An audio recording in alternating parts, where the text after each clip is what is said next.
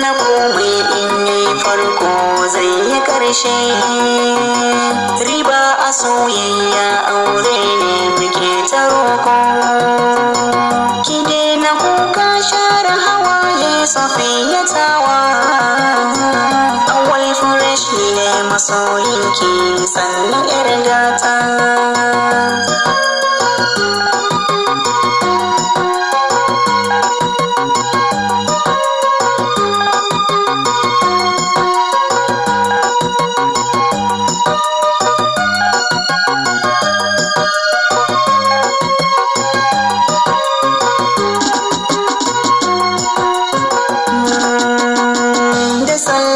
Farko zan fara gurin sahiba, daure ki amsa ki karɓe ni kiyo marhaba.